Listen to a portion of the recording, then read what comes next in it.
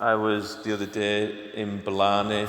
Monday I was in Blarney visiting the Missionaries of Charity, the nuns founded by Saint Mother Teresa of Calcutta.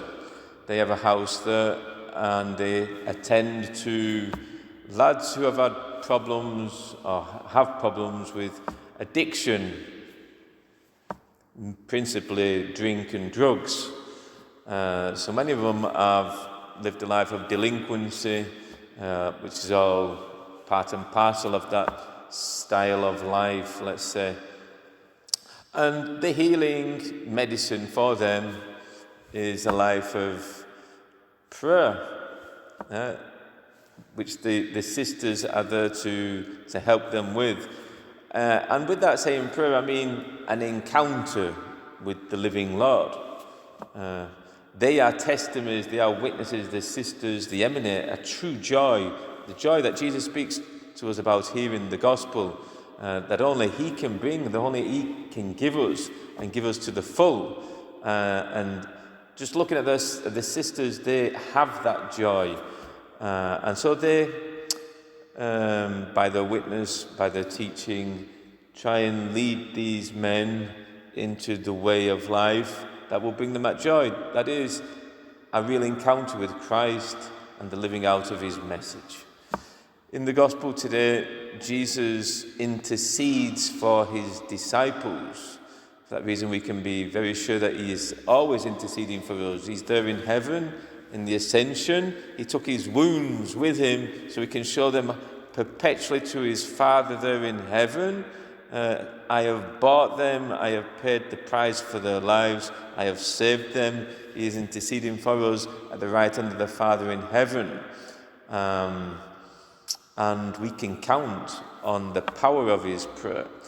He intercedes before His Father in benefit of His disciples in three things. One, that they will be protected against the world, that they will be saved from the evil one, and that they will be consecrated in the truth.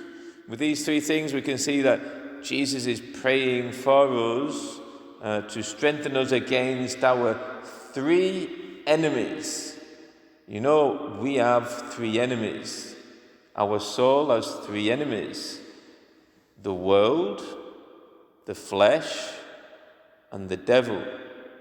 The world with all its wiles, the world, not the world as created by God, which is good and is very good, as we hear in Genesis, but the world, the society of men, of mankind, who lives with his back towards God, with God not in the picture, trying to construct a society without God. That's the world that Jesus is speaking of here, of which He wants us to be saved from. And many of those guys that have taken, all of them have been victim to the worldly way of life that they lived before entering there in Blarney.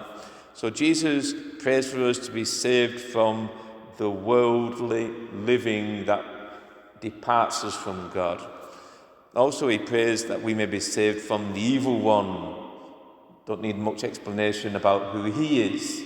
The devil, Satan, who is there to deceive us. And He also prays that we may be consecrated in the truth. I said the other enemy of the soul is the flesh. We are of soul and body. Soul and body. And in the body of fallen man, we have three concupiscences, which are those inclinations which draw us away from living according to God's holy will. They drive us to live a selfish way of life. Pride, that's the life of the flesh.